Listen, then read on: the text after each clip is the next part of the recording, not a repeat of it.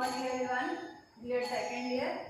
आज आपका पेपर है भूगोल का शिक्षण शास्त्र। आज आपका टॉपिक है भूगोल में अधिगम संसाधन। मैंने आपको भूगोल में अधिगम संसाधन का अर्थ पढ़ाया था, फिर मैंने आपको उसकी विशेषताएं पढ़ाई। अब मैं पढ़ाऊंगी आपको अधिगम संसाधन की उपयोगिता, कि हम किसी विषय वस्तु को समझाने के लिए किस तरीके से जो संसाधन होते हैं उसकी उपयोगिताएं क्या क्या होती हैं। उपयोगिता में फर्स्ट पॉइंट है विषय वस्तु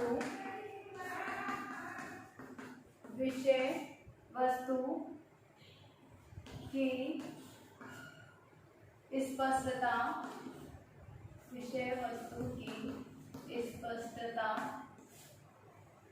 में सहायता। फर्स्ट पॉइंट है ये आपका विषय वस्तु की स्पष्टता में सहायता। इसमें हम लिखेंगे संप्रेषण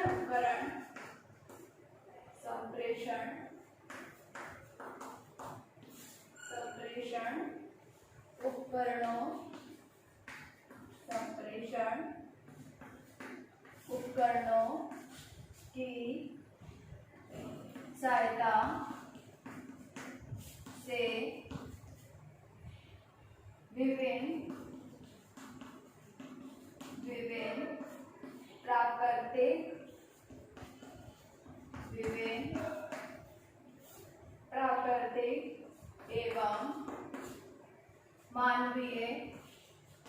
विभिन्न प्राकृतिक एवं मानवीय क्रियाओं, प्राकृतिक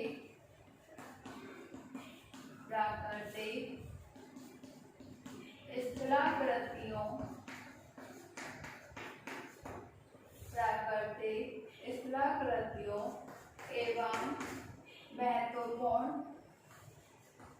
एवं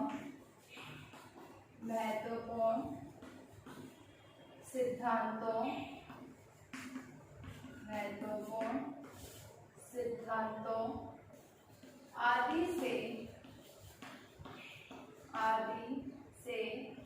संबंधित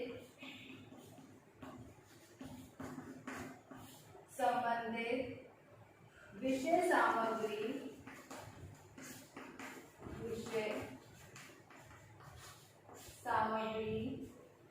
को आसानी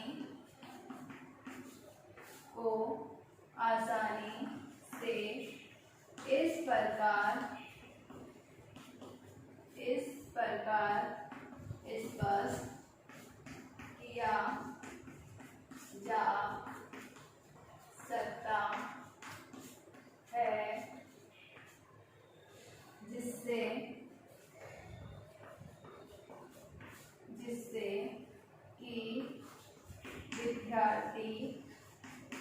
है, जिससे कि विद्यार्थी उससे आत्मसात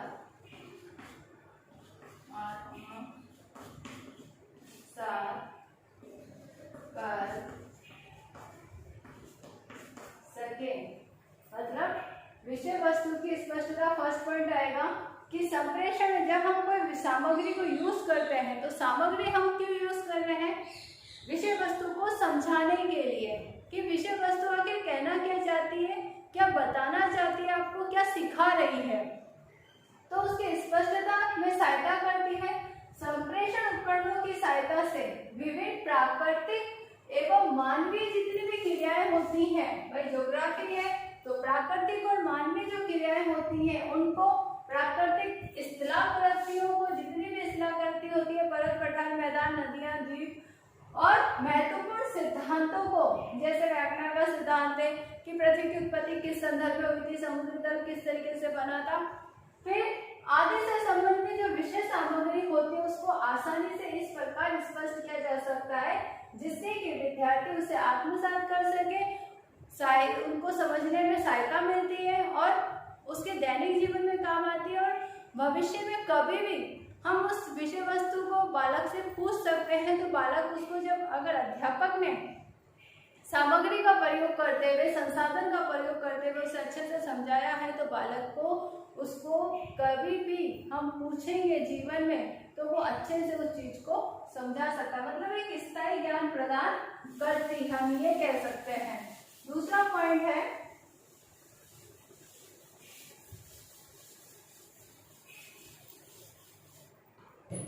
सेकंड पॉइंट है विषय सामग्री में रोचकता, विषय सामग्री में रोचकता का विकास करना। विषय सामग्री में रोचकता का विकास करना में हम लिखेंगे कि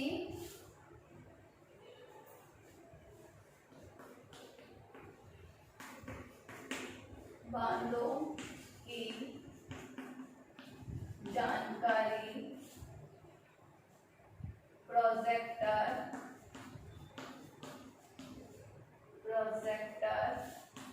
व रेडियो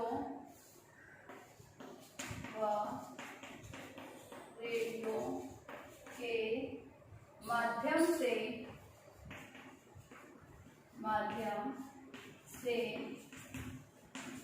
देने से विद्यार्थियों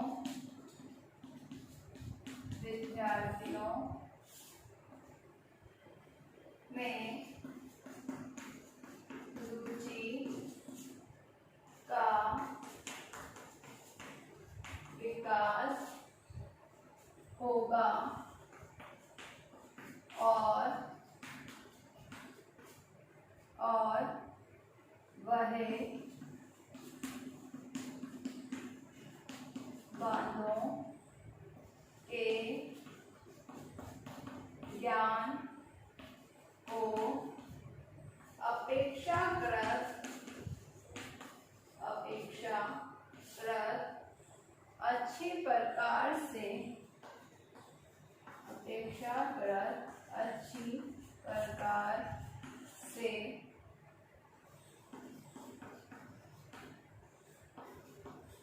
आत्मसात करेंगे।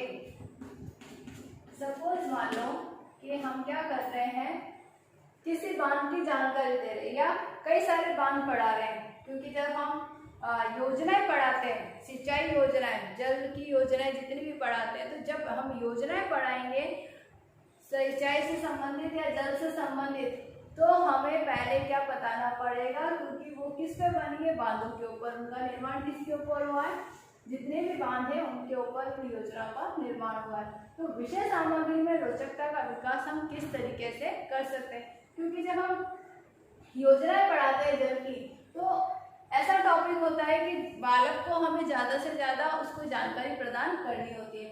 तो हम प्रोजेक्टर के माध्यम से, कि प्रोजेक्टर पर जैसे चंबल बांध है, बनास बांध है, फिर जवाई बांध है, तो ऐसे जितने भी बांध हैं, अगर राजस्थान के सपोज मान लो हम राजस्थान के बांधों की जानकारी देना चाहते हैं, तो हमने राजस्थान के बांधों की सारी पिक्चर्स ली, उसकी डिटेल्स निकाली, कब उनका निर्माण हुआ है, कितना उसका लेवल है, कितना वो पानी की क्षमता को आप ये कर सकते हैं कि इकट्ठा करके रख सकता है, कितने साल से बना, उसमें कौन सी जल विद्युत योजना का निर्माण हुआ है।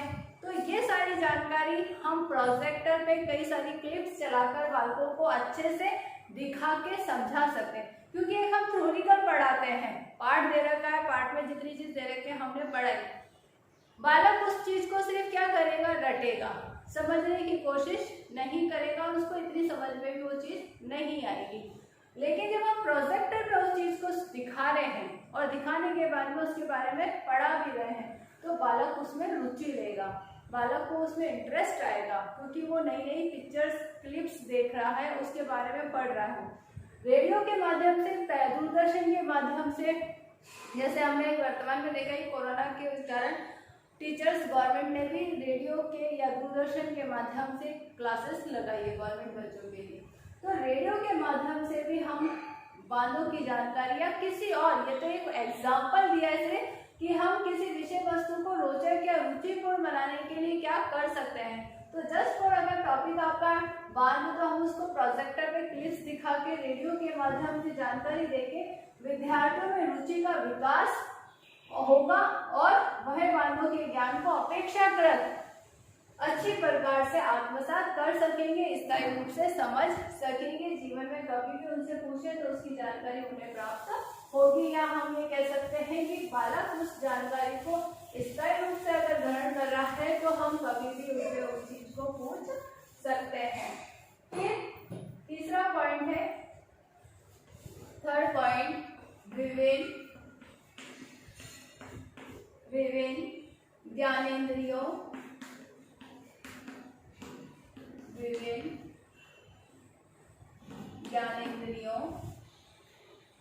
को सक्रिय करना। विभिन्न ज्ञानेंद्रियों को सक्रिय करना, इसमें हम लिखेंगे विभिन्न प्रकार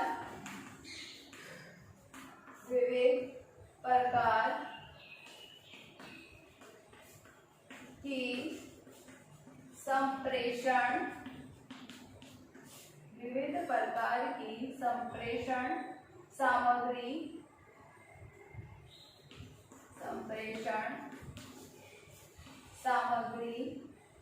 का प्रयोग करने से विभिन्न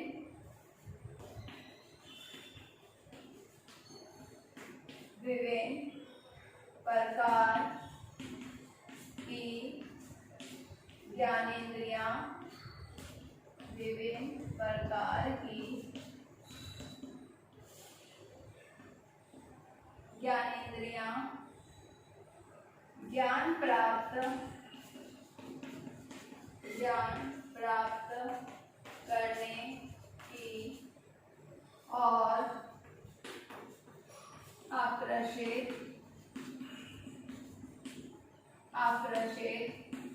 होती है, जिसके परिणाम स्वरूप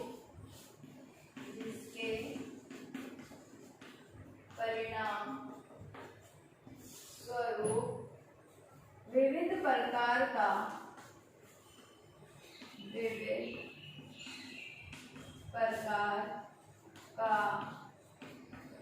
ज्ञान आसानी से लिया जा सकता है। मतलब थर्ड पॉइंट है कि विभिन्न ज्ञानेंद्रियों को सक्रिय करना। सीधे सी बात है, जब हम कोई सामग्री देखते हैं तो आंखों से देख रहे हैं, उसके बारे में अगर अध्यापक समझा रहा है, कानों से सुन रहे हैं, तो हम क्या कर रहे हैं, ज्ञानेंद्रियां उसमें क्या कर रही हैं, सीखने में सक्रिय है, देखने के लिए सक्रिय। सपोज मान लो अध्यापक थ्योरी पढ़ा रहा है, थ्योरी में क्या होगा, सिर्फ कुछ लिखते हैं, कुछ नहीं भी लिखते हैं, बैठ के सिर्फ पेन चलाने की एक्टिंग कर लेते हैं, तो वहां पर क्या हो रहा है, ज्ञानेंद्रिय एक्टिव नहीं है, ज्ञानेंद्रिय सीखने में सक्रिय नहीं है।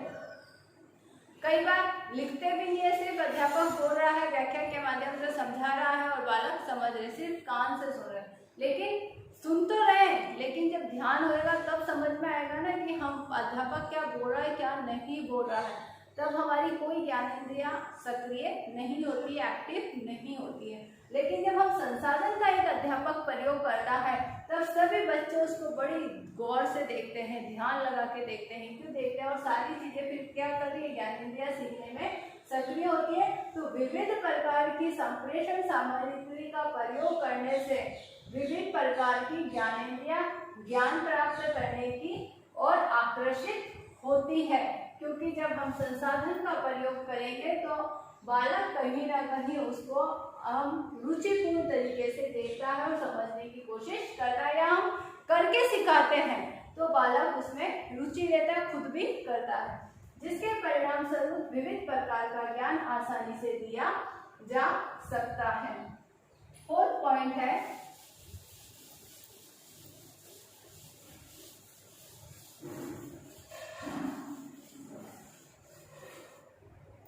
फोर्थ कक्षा कक्ष का वातावरण, कक्षा कक्ष के वातावरण, कक्षा कक्ष के वातावरण को सजीव व सक्रिय करना। मतलब कक्षा कक्ष के वातावरण को सजीव और सक्रिय करना। इसमें हम लिखेंगे पर्वतों का ज्ञान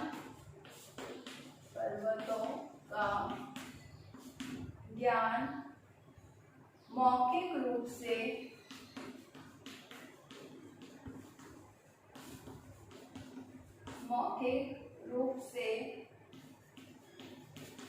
बिना प्राकृतिक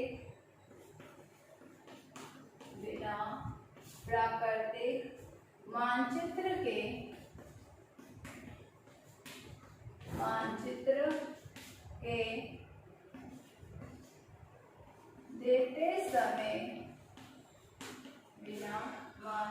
के देते समय विशेष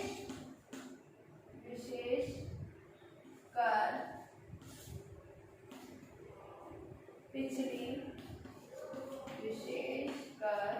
पिछली पंक्ति के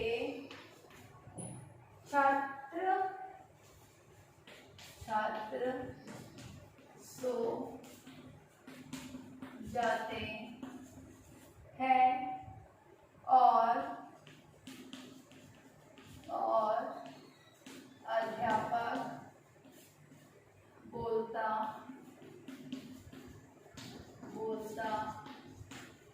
रहता है, परंतु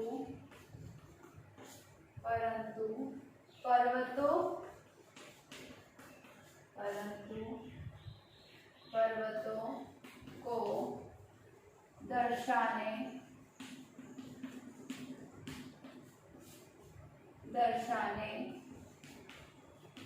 वाले चलचित्रों की सहायता से पढ़ाने पर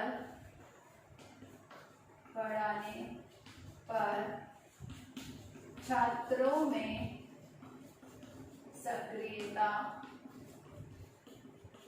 सक्रियता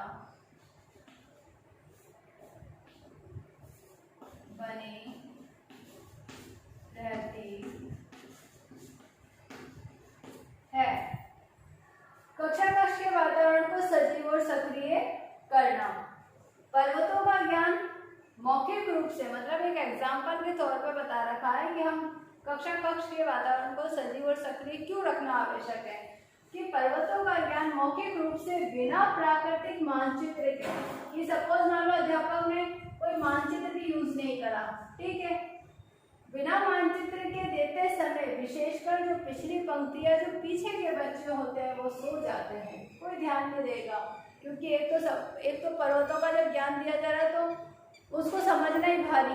दूसरी बात, जब ज्ञान दिया जा रहा है या बताया जा रहा है कि कितनी ऊंचाई है, क्या नहीं है, कुछ सोचते हैं कि हमें पता है क्या करना, कुछ सोचते हैं कुछ को समझ में ही नहीं आता है, सिर्फ अध्यापक बोलता जा रहा है। क्योंकि जैसे मैंने आपको बताया था, अगर हम कोई डायग्राम थ्रो नहीं करते हैं ब्लैक बोर्ड पे, या हम किसी चीज़ का प्रयोग नहीं करते तो बालक भी इंटरेस्ट नहीं लेते हैं, सिर्फ कि अध्यापक बोल रहा है और हम सुन रहे हैं। अब कुछ का तो ध्यान होता है सुनने में, कुछ का नहीं होता है। तो पिछली पंक्ति के अध्यापक बच्चे तो सो जाते और अध्यापक बोलता रहता है, परंतु अगर पर्वतों का ही ज्ञान दर्शाने वाले चलचित्रों की सहायता से या मानचित्र की सहायता से दिया जाता है, कि बड़ा सामने मानचित्र, पर्वतों के ही मानचित्र आते कई सारे, हमने मानचित्र टांग दिया, या हमने चलचित्र प्रोजेक्टर का प्रयोग करते हुए पर्वतों को समझाने की कोशिश करिए, या हम ज़्यादा नहीं, अगर हम इतनी भी टर्बो नहीं यूज़ कर सकते हैं तो हम एक पर्वत बना के और हम उस पर क्या क्या चीज़ें हैं, क्या क्या है, हम उसको भी कर सकते हैं, अंडरलाइन करके बता सकते सकता है। तो चलचित्रों की सहायता से पढ़ाने पर छात्रों में सक्रियता क्या होगी, बनी रहेगी। छात्र सोएंगे नहीं, अध्यापक की जो पढ़ा रहा है उस पर ध्यान विशेष तौर से देंगे। फिफ्थ पॉइंट है आपका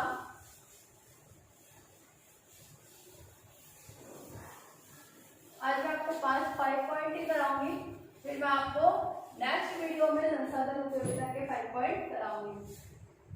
फिफ्थ पॉइंट है स्थायी ज्ञान की प्राप्ति। ठीक है, अब इसे हम लिखेंगे संप्रेषण सामग्री की सहायता से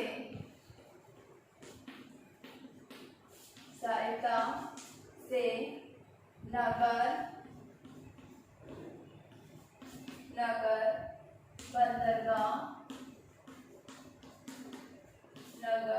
बंदरगाह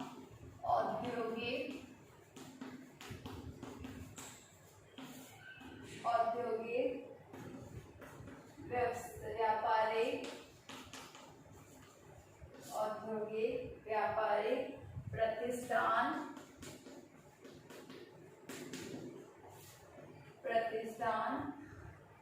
वितरण व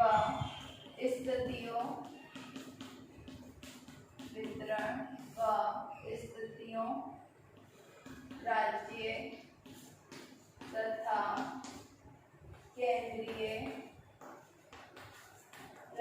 तथा केंद्रीय सरकारों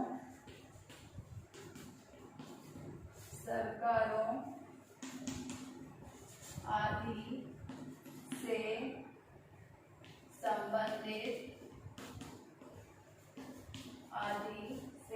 संबंधित प्राप्त ज्ञान अपेक्षाकृत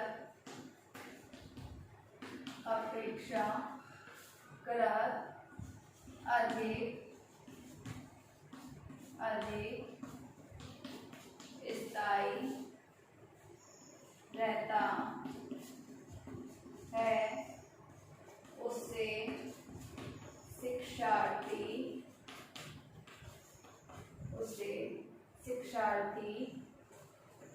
आसानी से नहीं भूल पाता है। तो फिफ्थ पॉइंट है स्थायी ज्ञान की प्राप्ति। जैसे मैंने पहले भी कहा कि आत्मसात करता है, स्थायी ज्ञान प्राप्त करता है। तो संप्रेषण सामग्री की सहायता से अगर हम नगर की जानकारी देते हैं, बंदरगाह, औद्योगिक व्यापारिक प्रतिष्ठान जितने भी हैं जहाँ से हमें खनिज पदार्थ प्राप्त होते हैं, खनिज उद्योगों में जाकर किस तरीके से उसका हम मॉडिफिकेशन करके उसको प्रयोग में लेकर आते हैं। वितरण है, स्थितियाँ, राज्य की स्थितियाँ हैं, केंद्र की स्थितियाँ हैं, देश की स्थिति है, अंतर्राष्ट्रीय स्तर पर स्थितियाँ हैं। तो केंद्रीय सरकार, राज्य आदि से संबंधित प्राप्त ज्ञान अपेक्षाकृत अधिक स्थायी रहता है। किसकी सहायता से? संप्रेषण या संसाधन की सहायता से। उसे शिक्षार्थी आसानी से नहीं भूल पाते हैं, क्योंकि अगर हम संसाधनों के माध्यम से ज्ञान प्राप्त कराते हैं तो बालक इतनी जल्दी उस चीज को नहीं भूलता है। ये है आपके अधिगम के उपयोगिता में। और 5 है जो मैं आपको नेक्स्ट वीडियो में कराऊंगी। आज आपका घरे का ये प्रश्न है। आदि उपयोगिता मतलब जो बच रही है मैं आपको नेक्स्ट वीडियो में कराऊंगी कंप्लीट, तब होगी पूरी उपयोगिता। आज आपका घरे का ये प्रश्न है भूगोल में अधिगम संसाधन का अर्थ समझाते हुए इसकी उपयोगिता